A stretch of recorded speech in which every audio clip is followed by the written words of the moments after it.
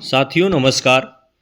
साथियों, आज का वीडियो बहुत ही महत्वपूर्ण है।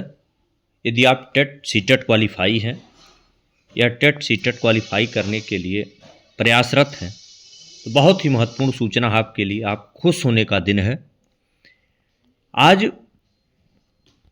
लोकसभा में अतारांकित प्रश्न संख्या 1606 के जवाब में सरकार के माननीय मंत्री जी के द्वारा जो उत्तर प्राप्त हुआ उसका पूरा निचोड़ मैं आपको बताऊंगा। ये जो पेज आप स्क्रीन पर देख रहे हैं ये उसी से संबंधित है, लेकिन इसका समरी क्या है मैं आपको इसको बिंदुवार समझाऊंगा और मैं बताऊंगा कि आपके लिए कैसे चांस है जब बढ़ जाने वाले हैं आने वाले समय में, और आपके लिए बहुत गोल्डन चांस आने वाला है आने वाला समय।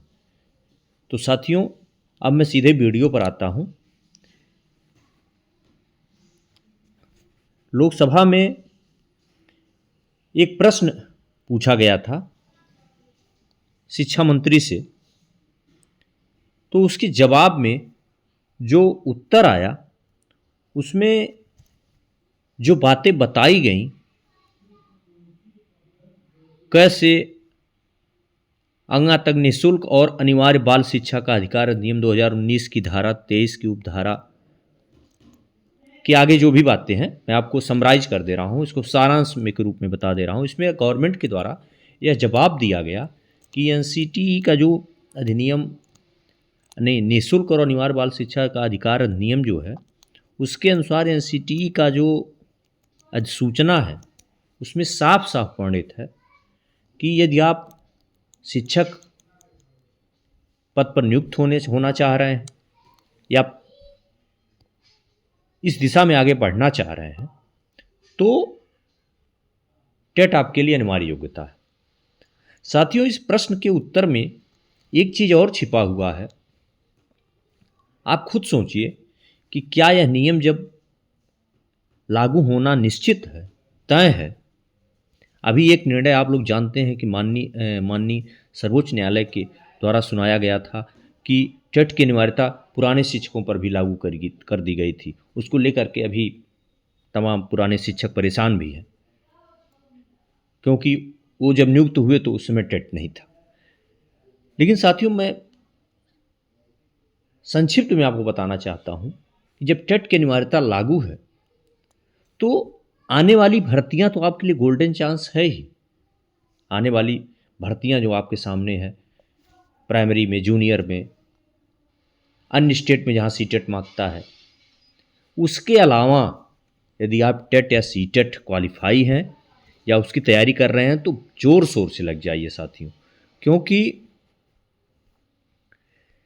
साथियों, यदि आप टेट सीटेट क्वालिफाई रहेंगे तो यदि आपका बाई चांस यदि कहीं से सरकारी जॉब नहीं लग पाया तो भी आपके पास एक ऑप्शन यह रहेगा कि प्राइवेट विद्यालयों में आपको ही पढ़ाने का अवसर मिलेगा, क्योंकि और ठीक ठाक पैसा भी विद्यालय वाले देंगे।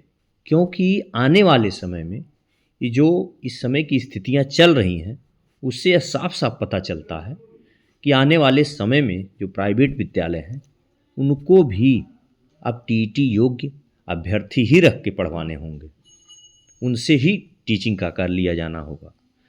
तो साथियों, प्राइवेट सेक्टर में भी आपके लिए चांसेस बढ़ रहे हैं, क्योंकि टेट की जब अनिवार्यता है तो प्राइवेट विद्यालय भी बिना टेट के कोई टीचर नहीं रख पाएंगे, उनको भी टेट वालों को ही रखना पड़ेगा।